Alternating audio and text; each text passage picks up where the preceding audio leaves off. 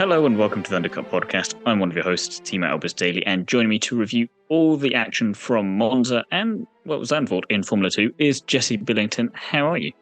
I'm very well, quite warm. Summer seems to have sort of given a final hurrah here in the UK and made itself known in one final blast of warmthy goodness. So it's close toasty, certainly. Yourself? We'll take it. Not too bad. There's a lot to go through from the feeder series, and most of it pretty good. So I think we should just get straight into it with what the hell has happened. And normally we'd just say about pole position here, but we actually have news because the Formula 2 2024 car has been revealed, and the key points are essentially it's safer. The engine is the same in terms of torque and power, but also has been tweaked a bit so that it can run efficiently on 55% biofuel. The aero is now going to be closer to Formula One, which is good because that's what it's meant to be preparing the drivers for. The steering weight has been decreased, but there's still no power steering available.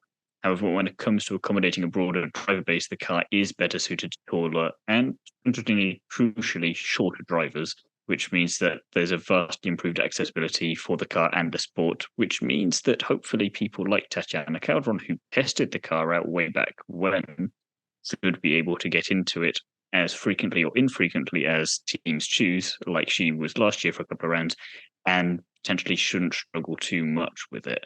And hopefully is good news for people like Jamie Chadwick or Sophia Flörsch if they decide to go down that route, or even just the F1 Academy drivers that have to get into there at some point. The car is also a bit longer overall, but has the same width and wheelbase, and the weight should be similar too. The only thing that looked noticeably different from afar for me, maybe for you as well, was the rear wing. Yeah. Usually we're used to sort of a scalloped rear wing or rear wing that sort of dips in the middle on the current generation of Formula One cars. This is very much the opposite way around. It sort of fans out across the top of the car, which is I'd like to see the aero of it and see how it works and see what it's supposed to actuate and the air that it produces and the wash that it uses. But yeah, it's overall, I'd say this is a step forward on the car. We've been using the same car since 2018, so it's old as hell. It became Formula 2. Since it became Formula 2. So about 2017-18. At the same time, so 2017-18 time, yeah. So it's a very old aero car. It's not particularly great, but it has given us. It's not bad. It's given us a lot of good racing, certainly. Either. So it'd be interesting to see how that impacts what already is pretty close and good racing. As a race car, it's a good race car. The problem is that as a step up from Formula 3 to Formula 1, it's not particularly a brilliant tool, and that's why we often see some of the drivers. Formula 2 to Formula 1 even. Formula 2 to Formula 1, I think that's. Yes. Formula 2 to Formula 1, or that intermediary point between Formula 3 and Formula 1. It's not proven to be that brilliant stepping point. We often see drivers going off and doing another series and just to sort of round off some of the rough edges that it often leaves. Like we've mentioned with Liam Lawson going off to Super Formula, sometimes the drivers do DTM, they'll do a FRACA, they'll go and do a winter series. It's not uncommon. And at the end of the day, I think this new car is going to be that bit closer, like you said, and it's going to give us that better thing. Aren't they supposed to be going towards 100% sustainable biofuel, or have they sort of given up on that? Yes, they are moving towards that, but I still think that I'm not sure if that's next year, if they're doing that. If that's 2026, yeah. So I think the whole idea with using biofuel already this year, I think, but that was meant to originally be next year, but they're increasing the amount of it for next year up to 55%, I think. Then with the look forward to 26 being 100%. So they're going the right way about it, at least. Yeah. And I'm very interested to see, obviously Sophia Flörsch is the obvious candidate to be the person to test that out, to see just how unisex the car is. And she's got more points on the board than some of the other drivers in both categories. So it wouldn't be the worst thing in the world, logic-wise, to try that. But alternatively, you do have other female drivers who are experienced and deserving at least of a shot in F2 that, whilst they probably might not make it to Formula 1, it would be interesting to see what an experienced single-seater driver could do in an F2 car that is actually built a bit more for them. Yeah, I think there's certainly some of the drivers in the top flight of F1 Academy would be interesting to sort of see how they're able to transition to it, see if it is genuinely a car design and a car structure that is more befitting of shorter height drivers. As much as we like to joke about the fact that F1 drivers are short, at the end of the day, female racing drivers are going to be shorter than male racing drivers. The racing drivers as a species are short, and I think the females are, as with everything else, going to be shorter. So it's great to see there's this accessibility and this sort of this parity across it going, which is nice to see. There was another point I was going to mention. That was it. I like the fact that the weight width and the wheelbase and the weight of the cars are pretty much staying the same, which is one of the things that makes Formula Two exciting. Is the fact that because it's that slightly smaller car, it can get a bit racier on tighter tracks. With the length increasing, that's not too much of a damage. Things is, we can't overtake on this track, I'm afraid. Terribly sorry, but you're wasting all your time here. We're just going to have a DRS train. It's like, no, we're Formula 2, bitches. We can do this. Yeah, it's like Formula 2 in Monaco or in Hungary is always an absolute riot because the cars are smaller. And in Formula 2, you get sends around the outside of like Anthony Nogues and Tabak and all sorts. Whereas in F1, you get a DRS pass down. Try that. It's just not going to go well for you. Yeah, give it a shot. Go on, but yeah, ain't nothing happening there. Speaking of jumps from one series to the other, though, there was an announcement of a driver that is skipping Formula 3 entirely. I don't know if you saw this one. Yes, but remind me because I feel like you've got the information in front of you. I don't. I sort of was hoping you would remember it. Are you thinking of Joshua Mason? No, who's just sort of appeared in Formula 2. Yes. There was Although he did someone amazingly, else. side note, as you have a look through your stuff, he did beat Nissani over the weekend. So that's just amusing. Yeah, he's not had the best time of things. I'll just look at the 2024 F2 and see what comes up. Or for next year.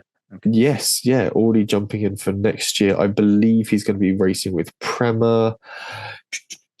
I think it was Kimi Antonelli. That wouldn't be surprising if it was him, then. Just give it a final check, but I believe it is Kimi Antonelli. I didn't see an official word on that, but Kimi Antonelli. Let's see if I spell it correctly. Kimi Antonelli. Mercedes junior driver, isn't he? Mercedes junior driver. He has links to Alpine as well, I believe. I think, no, it's because Frecker's Alpine powered at the moment, isn't it? But yes, he's moving up to Prema, and yeah, they are. Wolf, Toto Wolf. Mercedes will wait until after Frecker. Just show me the article. Until after Frecker to decide to Antonelli F2 move. That was published 3rd of September, but it has very sort of strongly been speculated or announced as much one day ago. It's reportedly set to... official announcement, essentially. Yeah. Mercedes is reportedly set to fast-track the rise of their prodigious talent Andrea Kimi Antonelli as he prepares to make his debut in the FIA Formula 2 Championship in 2024. Tender age of 18, this Italian sensation is poised to leapfrog Formula 3 and compete at the pinnacle of Formula 1's preparatory classes, all while bearing the prestigious Mercedes emblem. So we'll wait and see what happens there. In theory, it could be good, but also I feel like we could be going down a table chair route again. And if he doesn't win immediately, that's going to be a tough 2 or 3 years then. And also, even if he spends 3 years there, we still don't necessarily have anywhere to put him that in Formula 1. So I'll be intrigued to see how he gets on, but I think this is a problem that not only Mercedes have, but many of the other teams have with their driver academies, is that they're all trying to find the next Max, and you can't find that too quickly, and you can't force that process as much as you might like to. So whilst I'm not saying he won't be good necessarily in F2, it is very much throwing someone in the deep end a bit harshly and really hoping you can swim. Yeah, it's a big ask and big demand, and I think that Antonelli will do well. He's proven to be a very good racer so far, and yeah, it's whether Formula he's able to abuse entirely. Yeah, if he's able to very quickly grapple that series will be the real question.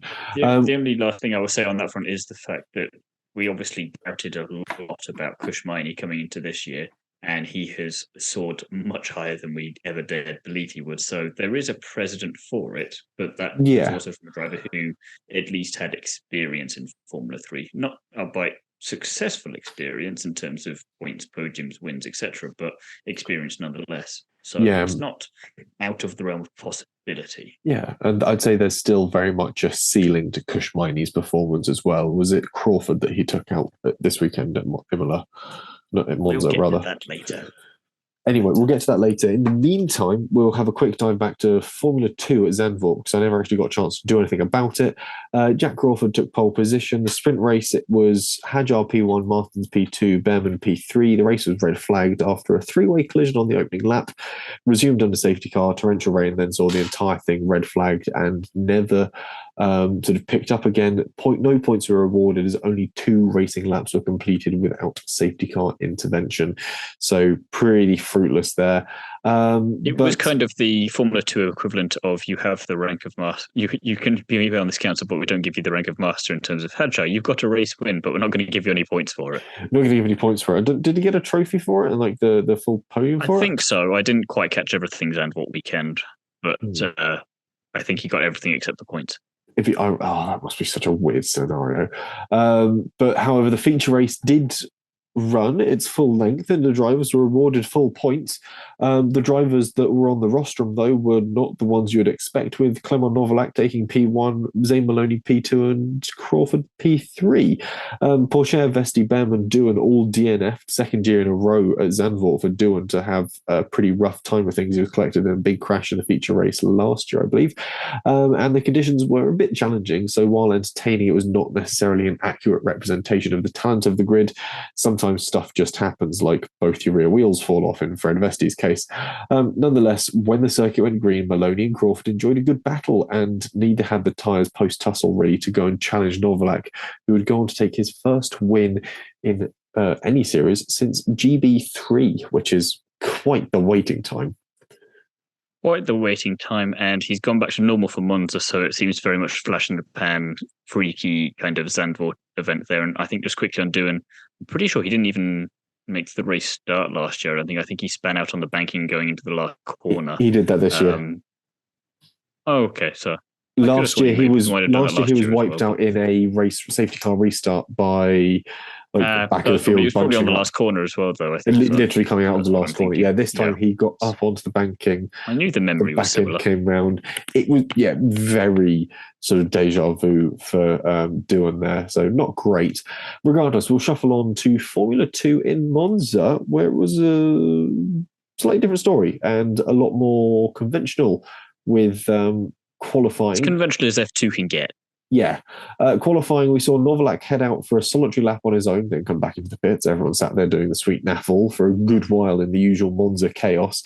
Then Crawford caught fire, which was quite odd. Pourchaire eventually gets in a lap that bags his first pole since the opening round of the season. Vesti was crucially down in 8th place, so a long way for his championship rival behind him. Weirdly, Teo's third pole in his Formula 2 career as well. You sort of expect there to have been a few more by this point, but no. And Roman Stanek came out of nowhere to perform quite nicely. So Pourchaire pole and then a bit of a jumbled order behind him, but of crucially 1 extra point added to Pourchaire's tally and just what he needs to sort of try and keep the game afoot with Vesti this season. Yeah, Pourchaire is that weird driver where he's just got good racecraft and is a better version of Arthur Leclerc in terms of bad qualifying, good racing, whereas Arthur Leclerc just qualifies so badly that he spends most of the race trying to get back up to a position where he can just about get a point, and then it's too late by the time he actually gets there to do much more than that. And Stanek, that was about his highlight of the weekend, really, because it did he did all right in the sprint race considering, but he did have a bit of a memorable weekend, but not for any of the reasons that he's going to want it to be remembered for, but we will get to that. The sprint race did see Vesti in P1, Martins in P2, and Richard Verschoor in P3 back up there. That was nice. It was a bit of an epic sprint race with action throughout. And Pourchaire, P4, again, that consistency being key there. Miney P5, Behrman again with the consistency P6. Leclerc actually doing all right there, but again, that's a tale of two halves of the weekend in P7, Stanek in P8. But it was a bit of a bad race for Doohan, just missing out on the points in P9 and Iwasa DNF'd, which at that point I had to ask the question, is that at least Iwasa out of title contention and potentially Doohan? Iwasa may be back into it after the feature race, but Doohan, he's been on an impressive streak, but that's going to be difficult now, and it's going to need a lot of chips to fall his way, I think. Yeah, I think there's a lot of drivers that need a lot of chips to fall their way. I think they're sort of looking for basically a double win in Abu Dhabi to sort of pull this one back, And for those other people around him to fighting for the not championship score to any points, sort really of do thing. badly. Yeah, mathematically they're still in the title, but I think, like you said, with it, certainly with Dewan and possibly with Iwasa, some of those lower ones in that sort of top six, I think, are don't stand the best chance really for getting the title. I think it is coming down to the top three and possibly even top two at that, really. Talking of things that didn't go to plan, there was drama throughout the field, which started with Boschong, who amusingly on the formation lap, they obviously have the interviews with the three drivers who are on starting on like third, second, and first. And he was saying, yeah, ideally pull out a bit of a lead, can have a bit of a gap then, and can just sit comfortably for the race and just go on and do this kind of thing because he was on reverse pole. And he bunged reverse pole immediately, showing didn't even make it into turn one, I don't think, and was just pretty much screwed from there. And that was about him done for most of the race there. Cordeal got spun around, and it wasn't actually his fault, which was amusing because Alex Brundle and Alex Jakes apologized because they just assumed that he'd done something to himself. Both high techs were given time penalties, and Deruvla and Hager both took very costly trips to the gravel. Nissani was Nissani, and Fittipaldi fell down the order too in what is a bit of a yo-yo season for him, unfortunately. But the positive take from it was that in amongst all that drama, there was some particularly great racecraft from Martins in particular, some very nice overtakes, and Porsche also gets a mention for some very smooth moves as well. Kind of amusing enough showing Lewis and Piastri how to race and overtake successfully into that specific corner and how to get it done properly, rather than choosing the alternate route, shall we say. Yeah, clattering and so on, and then sort of bouncing over the curbs. It was, yeah, it was a sort of very typical F2 sprint race in that regard. In fact, there was a lot of action, a lot of interesting moves here and there, and a lot of drivers fighting and tussling around. And yeah, Martins is very much proving why he sort of came out on top in F3 last season and is. He's doing more of a job of proving himself than Hauger is, which is interesting because Hauger had a much more dominant Formula 3 season. Martins had to fight tooth and nail for his championship, and yet he's been the one that's been more impressive in his rookie year. And Hauger has had good moments, but he's not developed as much in his second season as we would have thought. And maybe as one of these three season drivers, he certainly will be hoping so, because otherwise his future is very much in doubt in terms of Formula One, and he's going to have to start looking elsewhere, if not being forced to look elsewhere or told to go elsewhere. So it's interesting from Martins, good racecraft, keeping his head down, and again, he's made a few mistakes this year, but again, he is a rookie. I'd argue with strong confidence, really, that Martins is having a better rookie F2 season than Hauger has had when he was a rookie in F2. I'd say that certainly Martins has made a lot more of it in this instance. And perhaps that's because there's less pressure on him than there was of Hauger because of how dominant Hauger was. But at the same time, you need to be able to deal with the pressure. And that's only going to get worse the higher up you get. So it's just interesting to see how two very different F3 champions have been able to cope with Formula 2.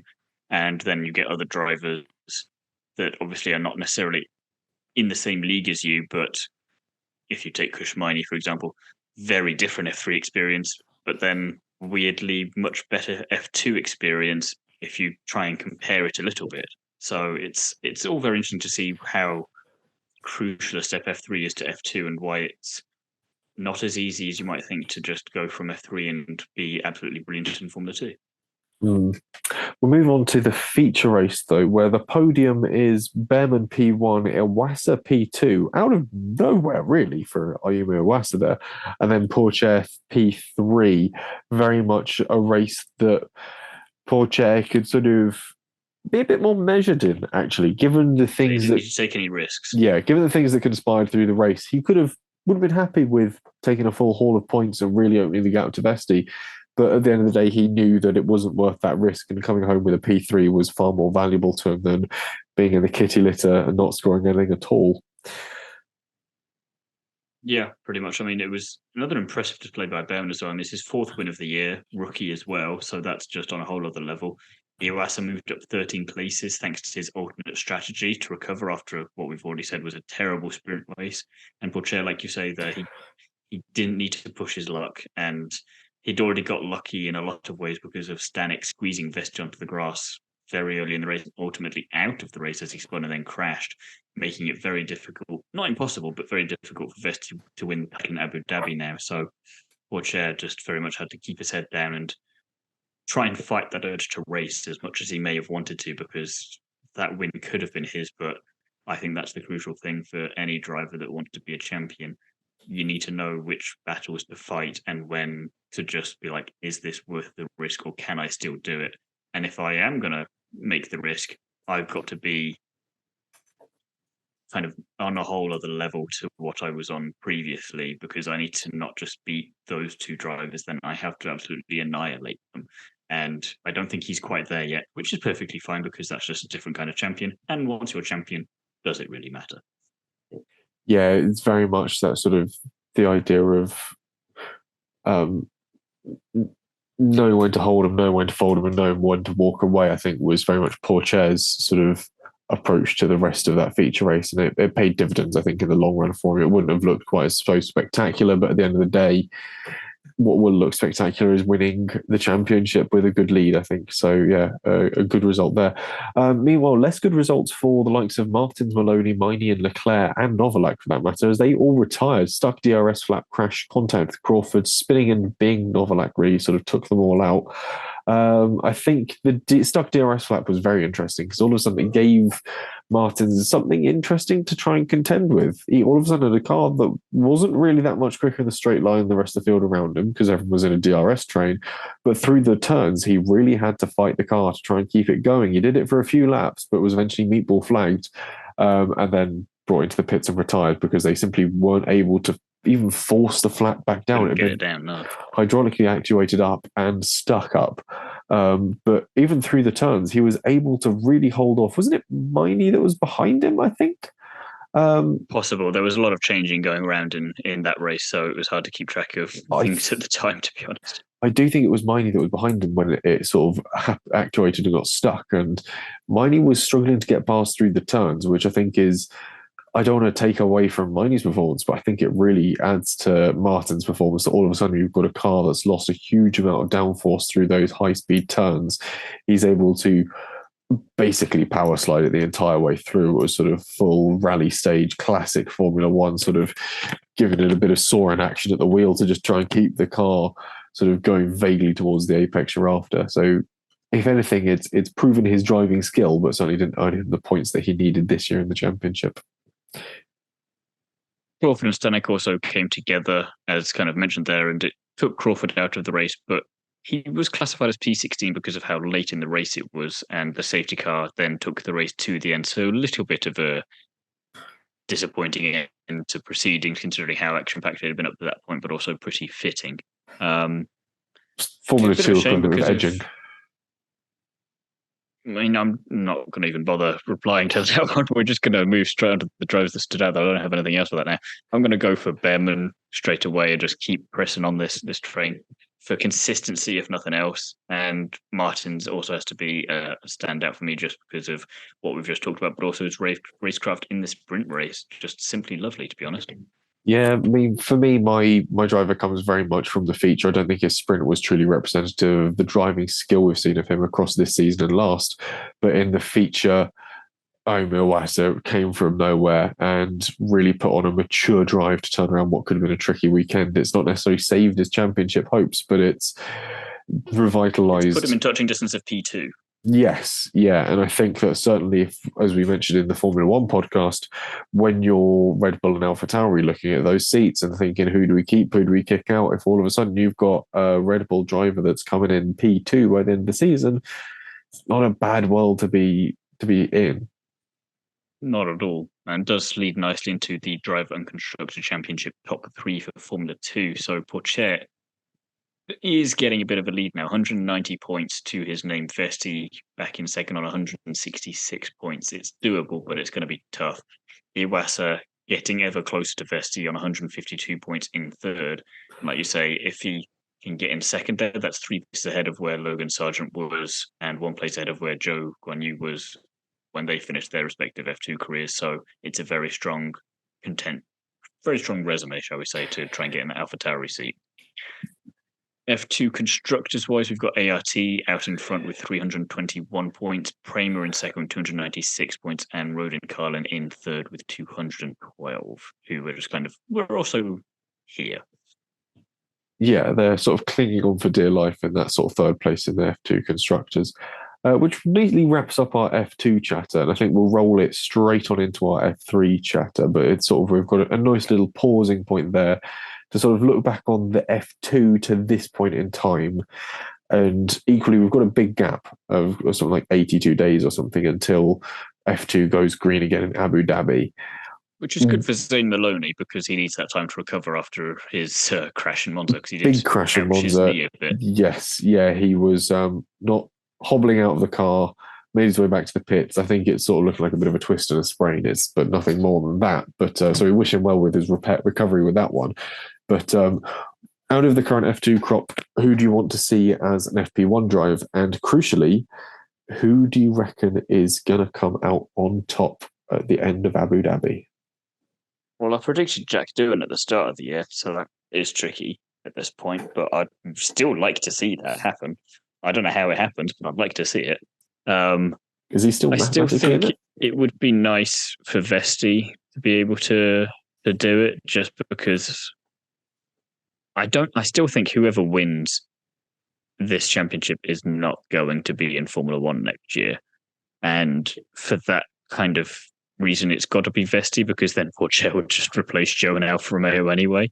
Because that seems to be the done thing of, let's not actually put a champion in Formula One until at least 2 years after they've won the F2 title. Let's put someone else in. Or you get to be Mick Schumacher and you get stuck in a Duff Haas. So I wouldn't mind seeing any of the top 5, really, or top 6 in an FP1 session. Jack Doohan deserves a spot in a free practice session, maybe Kota or Mexico, somewhere like that. Porsche, Vesti all seem like obvious choices as well. Iwasa, I don't know where they stick him. I think he's the most unlikely to get an FP1 session just because they've all kind of sorted themselves already because of the shenanigans going on with Red Bull and AlphaTauri. And I don't think there's anyone else who is likely to. So, and I don't think there's necessarily anyone else who really deserves it. Yeah, that makes sense. So Doohan cannot win the championship on 138 points with only 38 available. He cannot close the gap to Théo Pourchaire. He can, however, come second, assuming obviously no one in the between him and second place scores points. So that leaves essentially the race for first is between Ayumu Iwasa, Frederick Vesti, and Théo Pourchaire. Yeah. I think which of those 3 are you going for then? I think I'm going to call it and say it's going to be Vesti. Vesti. It could happen. It could happen, and I think it would be very typical of Pourchaire. It would be a nicer story, I think, as a neutral fan. Yes, you don't want to then see, oh well, Pourchaire got there easily enough in the end because of some bad luck for Vesti, and he just had to go through the motions then, and it'll be very Abu Dhabi of things. And it's F2. We don't want it to be very Abu Dhabi of things. We want it to be Formula 2. I mean, at 30, so that takes him into 198 plus 388. I don't think Iwasa can win, actually. 152 plus 38 takes him to 190. So, yeah, Iwasa can't win either. Yeah, Pourchaire would win on countback. No. If he didn't score anything. Pourchaire would win by 1 point. He's only on 190 points, so you just 191. Did you include a fastest lap or a pole position point in yours? I was looking at what the F2 website said, so then maybe they've just not updated it yet. They probably would have now, but a few hours later after I put the thing up. But was going to say now that you've put it on the podcast and said so. Oh no, their website says 190 points, whereas the Wikipedia says 191. Well, I'm going to trust Formula 2 Yeah, over I'm going to trust Wikipedia. Formula 2 there, in which case Iwasa on 152. I mean, Iwasa still loses, but it would be on countback. Yes, least, which is, if anything, a harsher way of it falling. But yeah, Dylan is not close enough. So Vesti is in reality the only person that could win outright against Pourchaire. And I think it is going to be Vesti. Drivers I'd like to see in an FP1 drive. I'd like to see Pourchaire get the FP1 drive. I think that would be a really good final part to his season. I would prefer he didn't. Yeah. But at the end of the day, that's down to Zhou to have done better. I think I'd like to see Iwasa in one of the Red Bull cars or one of the AlphaTauri cars by that measure. I think Vesti would be an interesting one as well. I know we've already got him lined up against George, or replacing George rather. So he'll be against Lewis. So it'd be interesting to see there. I think Martin's in an F1 car would be quite interesting. Yeah, no, I can see that. I think he's in the top 6, so I can just about count him or Behrman. So I wouldn't mind seeing Behrman in a Haas and Martins in an Alpine. There we go. I wouldn't want to be whichever Alpine driver sits opposite Victor you don't Martins. Want to be either of them anyway, because Doohan's already looking at those seats with a bit of hunger in his eyes. Never mind Martins. So has Doohan done an FP1 drive yet? I think he has. He did one earlier in the season, yeah. I can't remember where, but I'm pretty sure. Might have done one last year. Might have done that as well, in which case it's even more trouble for Gasly and Ocon. Yeah, but if you're Gasly or Ocon and you've all of a sudden got Victor Martins next to you and a comfortable looking Victor Martins, problems are on the horizon there. So I think that neatly wraps up our F2 chatter. We'll shuffle then into Formula 3 and we'll dive straight on in with... kick things off with qualifying. Because there was both a lot of excitement and really not much of anything. Yeah, it was one of those sort of Monza qualifying sessions where nothing happens, everything happens. Oh my God, we've got a champion. So pole position went to Oliver Goethe, who is not in title contention. However,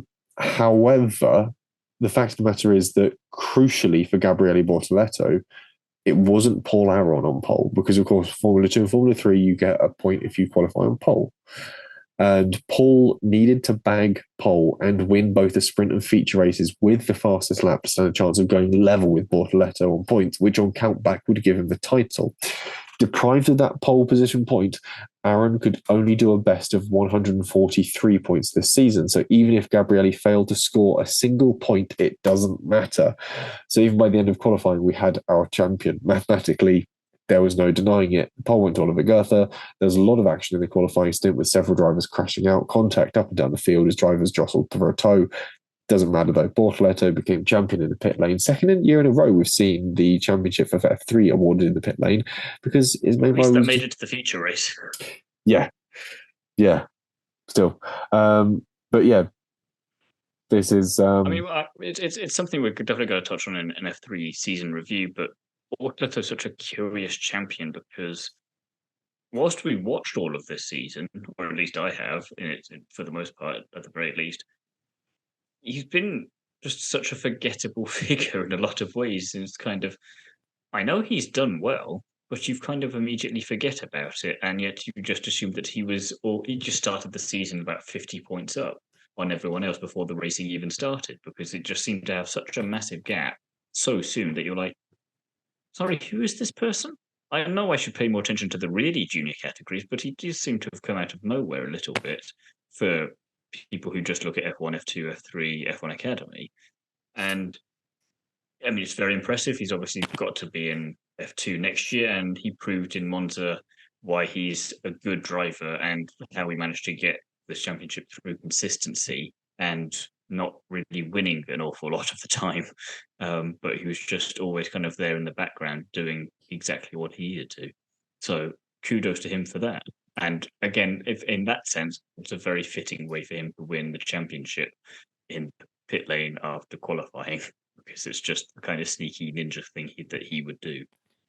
Yeah, I mean, we'll stick with Paul Aron quickly and go that while he wasn't able to get his qualifying point that he needed, it all went a bit further tits up for him in the sprint race, where, of course, he retired, so scored no points, and then came home seventh in the feature. But the problem was Zach O'Sullivan, not too far behind him, came home second, which was enough to see him leapfrog Paul Aron by 7 points as well. So bagged himself second in the championship out of a bit of a nowhere all of a sudden. So it's, yeah, one of those odd seasons. And I think Bortoletto's championship very much came to him in the first two rounds, where he had two feature race wins in Bahrain and Albert Park in Australia. And that put him on very much the right foot. When you look at the drivers that were close to him, O'Sullivan had a sprint race win, and an 11th and a 5th in feature races either side of that.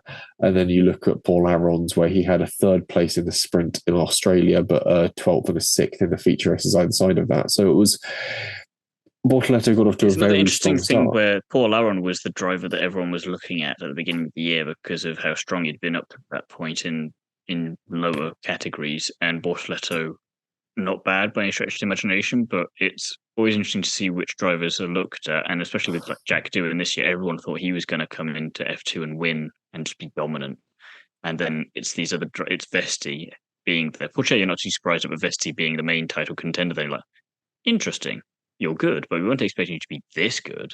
And the junior categories have a weird way of weeding out which drivers have got what it takes, and not necessarily in a racing driver way that is the most logical in terms of just win outright everything. Do a Dennis Hauger, do a Victor Martins, where if you're not winning, you're at least coming on the podium every other race, that kind of thing. So very interesting, very interesting. But the sprint race itself was pretty action-packed from the outset, and Colapinto managed to win that one. Bortoletto P2 again, didn't need to at that point, but why not go for a victory lap? Boyer then P3, first podium for him, better late than never. As you mentioned, Collett tagged Aaron going down to T1, which basically had a domino effect crash-wise and was pretty dramatic. Taylor Barnard then came home P4, very strong weekend for him overall. Browning in P5, Fornaroli P6, not bad for his home event. Goethe in P7 and Mini in P8. And essentially, the only note I've got for that is it was a very nice action-packed way to start off the weekend, really. So it was worth getting up a little bit earlier for. Yeah, jostly, energetic, and just sort of typical Formula 3 fare and very good action indeed, which lined everything up nicely for the feature race. We obviously knew who was on top in the championship, but there's still plenty to be driving for, and that clearly came through in the performance we got from O'Sullivan, who came home P2, just behind Johnny Edgar P1 and Barnard in P3. So I think it was just a triple British podium, I think, in the Formula 3 there. I can't remember if I'm correctly. Yeah, Taylor Barnard, British, Johnny Edgar, British, and of course, Zach O'Sullivan, British. Yeah, so, yeah, all British podium in the final F3 race of the season, which is quite nice I think to see. I predicted an all British podium for Silverstone this year, so, I was close. With the F1. I was 2 categories down and in the wrong country, but, I wasn't far away geographically. The energy was there, I'll give you that. Goethe broken throttle as he pulled up on the formation lap, so he was forced to retire from the feature race. And then Colapinto, Marty, Saucy, Montoya, Bedrin, Frederick, Farrier, and Cohen all DNF'd, broken suspension, contact, teammate contact. Not entirely certain what went on with that be Montoya or Bedrin. I think it was Bedrin. Ended up in the gravel for Frederick and And not sure again for Cohen. Not sure what took him out. Not sure again really what happened with some of them. They just sort of vanished from the race, really. Had a bit of an Esteban Ocon in that regard. So, yeah, very mixed sort of outcomes for a variety of the drivers further down the league there.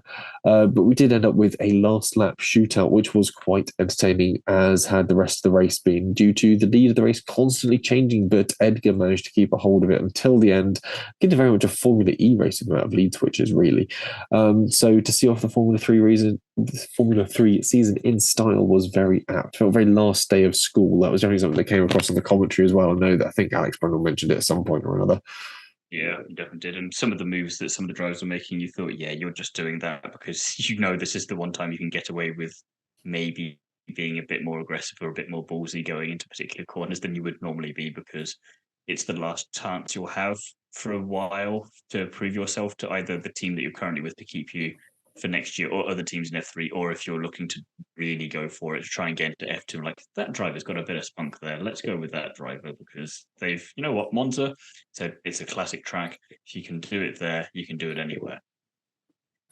Yeah, I think it was just a bit crazy, really. I think it was a good way to finish off the Formula 3 season, though. It's kind of progress, and at least we got a proper ending to it this year, as we didn't last year because of the crash that the race curtailed early and had to be getting Victor Martin's crowned in the pit lane.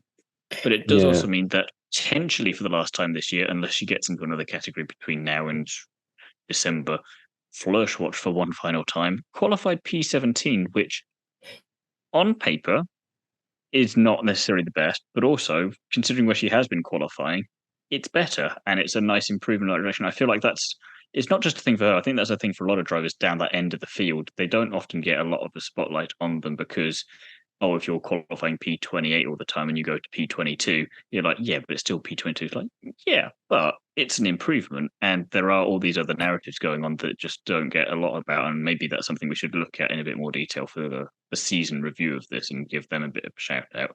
But again, P17, not bad anyway for this particular driver. Sprint race went from P17 to P12 on the opening lap, which definitely took advantage of the chaos there. And she has proven to be particularly good at that this year. Contact with Solov, though, after the safety car restart, hindered her momentum a bit. We thought there was maybe damage. If there was, it wasn't significant enough to retire. It was a shame, though, because she ended the race in P17. So on paper, you finished where you started, but that's not really a fair assessment of things. Normally, it wouldn't be a bad result, and you'd be lamenting what could have been because we're getting used to her getting a bit further up the order by now in the last few rounds or so. So it was both a good and a bad race in some ways, and it's hard to know how to judge it. Yeah, a tricky one in that regard. You sure she finished 17th? I thought she finished 16th. Could have been 16th, but I think that might have been due to something after the race. I was looking as coming over the finish line, but maybe there was something that I didn't quite catch up. P16, I mean, still not bad anyway. I'll take P16. Let's check Formula 3 standings. Monza. Fleur. I'll just give me the full Monza results. Do it that way. There we go. Sprint race results. See all results. Fleur, 16th. Fair enough. Well, one position then. We take it. Still not bad, but even then, still don't know what to do with that. Yeah, unclear really where to go with that one. Feature race, she again started from P17 naturally, and I think this time she did finish in P17, but again, it didn't tell the whole story because there were some battles and scraps, but ultimately, where, sorry? P13. She finished P13 in the feature race. Correct. What the hell happened there? I must have been looking at the sprint race things. I must have been getting all mixed up there. Are you sure you didn't just keep writing down the qualifying or something? I have no idea what happened. I have no idea what happened. Because she qualified 18th. In the someone lied race. to me in the standings. So someone, when I was reading the Formula 3 website, that said P17, but hey ho, perhaps it's now been ratified. There might have been some more penalties handed out or something. Okay, so P18 to P13. You know what? She had a good race overall, so I'm not annoyed with any of that. She did all right in the end. Happy with that. And a strong end to the season for her. So again, points-wise, I think she got 6 points overall for the season. Arguably, she got more, but I'm still bitter about Austria. And when you compare that to the other PHM drivers in this championship and the PHM drivers in Formula 2, not too shabby at all. And as we've pointed out in previous podcasts, other drivers have done a lot less to be promoted to Formula 2 and to stay there for an enormously silly period of time. So I'm not saying that she will get put into F2 for next year, but if you're PHM, you've already got nothing to lose. Why not? I'd argue that given the fact that overall she's finished 23rd this year, there are other options. There are other options, but if you're keeping it in the family of PHM, and if you, for whatever reason, money, keeping Nisani, and you want to keep the rostrum going of impermanent teammates alongside him, at least gives Flörsch a go for half a season. Yeah, I mean, it's tricky to tell how that can happen. It's tricky to tell how she's done against her teammates because they kept changing them throughout the season as well. And she, by and large, had the sort of rub of the green over them. So, I mean, she was there all season. She had Roberto Faria against her all season. Where did Roberto come? Checks notes. Overall, 31st, 0 points at all. Which is impressive considering, again, 30 drivers are meant to be in Formula 3 and he came 31st. Yeah, but then against that, she had Piotr Wisnicki, Mackenzie Cresswell, and Michael Shin as well. So a pretty packed sort of amount of drivers in there. But yeah, I think at the end of the day, it's not too bad a performance from her. But it's worth, however, giving a quick shout out to Jamie Chadwick for finishing P6 in Portland in Indy Next, which was good little drive, actually. It was a bit of chaos there, but she managed to get rid of she managed to dispatch most of it. And she was on for P5 for a bit. It was just, I can't remember which driver it was, a sneaky driver. I don't like him anymore because he got in Jamie's way. But again, P6 is very decent, and Portland's a nice little track. And Indy Next is proven to be a very feisty and boisterous series. So to come out of that with good positions is worth mentioning, really. She's having a pretty solid rookie year there, so I'm hoping that at the very least she gets to have a second season there next year before potentially IndyCar in 25. Yeah, it's not the worst. So we'll wait and see what happens for her. So it leads us nicely into our Drivers and Constructors Championship top threes for Formula 3. The final time this year, Bortoleto, strangely enough, is in P1 with 164 points to his name. O'Sullivan managed to get P2 in the end with 119 points, and Paul Aron in maybe disappointing P3 after all that with 112 points.